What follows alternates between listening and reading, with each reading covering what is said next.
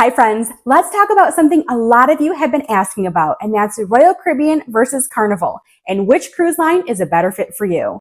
Spoiler alert, there is no one size fits all for cruising. So in this video, we're going to talk about the major differences between Royal Caribbean and Carnival cruises so you can determine which cruise line is the best fit for you for your next cruise. There's definitely pros and cons to sailing on each cruise line, so let's get into it. Hi, I'm Carrie. Welcome to my channel, or welcome back.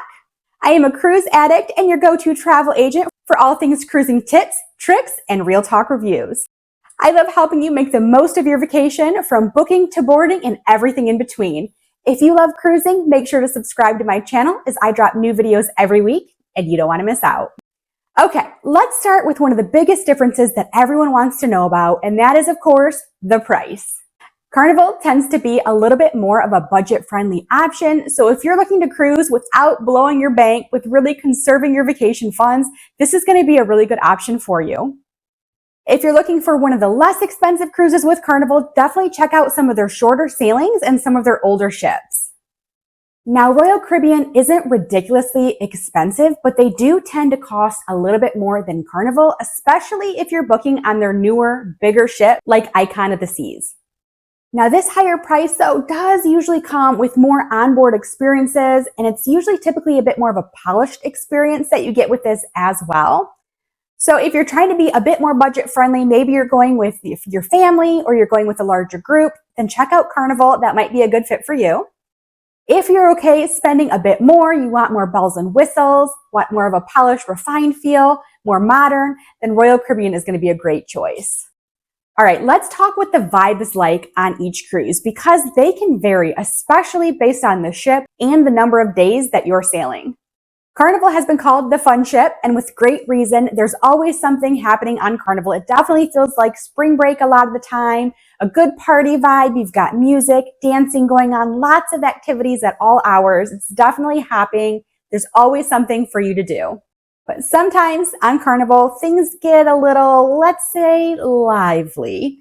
If you've seen the news with Carnival, you definitely know what I'm talking about. Because Carnival feels more of like a spring break vibe on a lot of their sailings, things tend to get a little bit more rowdy, especially when people have that drink package. Now, Royal Caribbean definitely knows how to have fun, but it's a little bit more polished and refined, a little less rowdy on board, but still tons and tons of things to do. They have a great vibe. It's definitely energetic. There's always things going on, from the entertainment to activities to things on the pool deck and the casino. There's stuff all over the ship. You'll see a lot of families on board, but there's also going to be solo travelers, multi-generational families, a lot of couples. So it's very diverse with the age of travelers that tend to go on Royal Caribbean. So you got to ask yourself, are you looking for nonstop party vibes, high energy, lots of activities going on? If so, Carnival may be the right choice for you. If you are looking for a balance of adventure, relaxation, a lot of entertainment and activities, more of a refined experience, then definitely check out Royal Caribbean. And oh, the food. We definitely need to talk about the food on board, because I know you've been thinking about it. Which food is better, Royal Caribbean or Carnival? Carnival has definitely stepped it up over the last several years, adding a bunch of new restaurants to their newer cruise ships.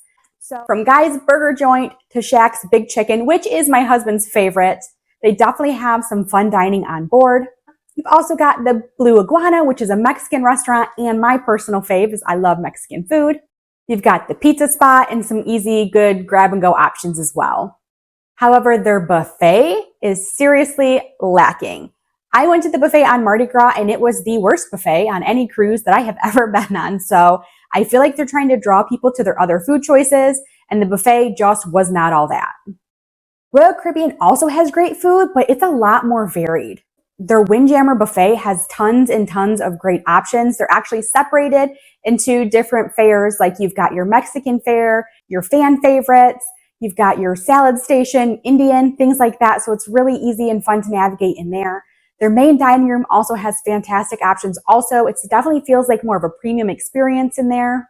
Sorrento's Pizza is delicious. You've got El Loco Fresh, which is the Mexican place up on the Lido deck on some of their ships. Plus, Royal Caribbean's specialty dining is really good if you choose to splurge on things like that.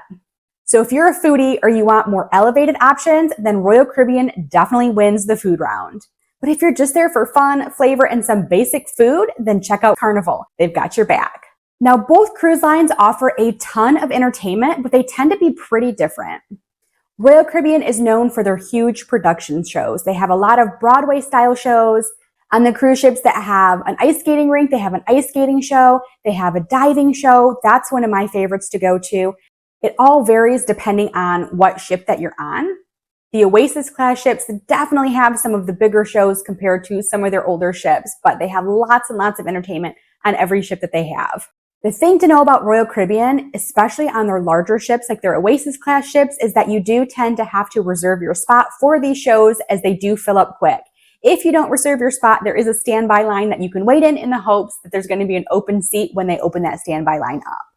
Carnival has comedy clubs, live music, and a lot of different variety shows as well. I found that Carnival actually had quite a bit more entertainment than Royal Caribbean, as far as they tended to have a show starting almost every 30 minutes to an hour. So I would go to one comedy club. Once that ended within 15 to 30 minutes, there would be another one that I could catch as well. So that was really nice. It always felt like we were able to go to something. They had live music in a lot of different venues at the same time also. So you could always choose what type of music you wanted to listen to. So I found the entertainment to be endless on Carnival. As far as onboard activities, Royal Caribbean definitely takes the crown on this one. You've got the Flow Rider Surf Simulator. They have rock climbing walls, zip lining on some of their ships. They've got escape rooms. They have an arcade on board as well. They've got a casino, tons of trivia games, and all kinds of activities on board as well. Carnival also has activities, but they're a little bit more scaled back. They don't have quite as many options as Royal Caribbean. So depending on the ship that you're going on, they have mini golf, water slides, things like that. Okay, let's talk cabins and service. Now, the cabins on board Royal Caribbean and Carnival are pretty similar. Royal Caribbean does tend to feel a little bit more modern though, especially on their newer ships.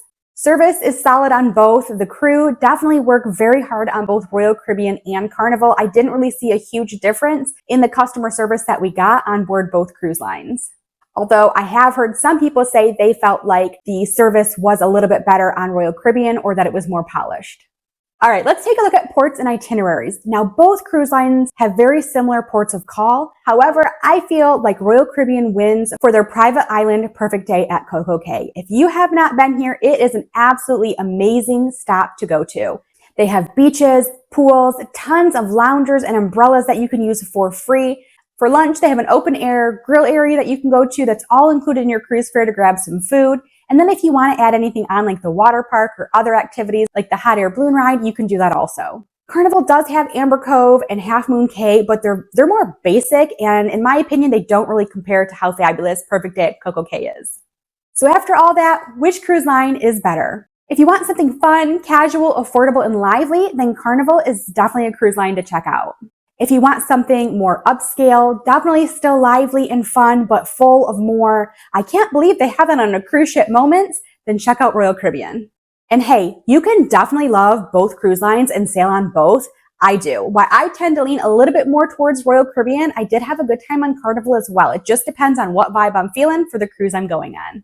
It's not really about which cruise line is better. It's about which cruise line is better for you, because every cruise has a different vibe with it. So it all depends on what's going to be the best fit for you for your next sailing. Let me know in the comments, are you Team Carnival or Team Royal? Or are you just, hey, put me on a ship and let me have a drink type of person?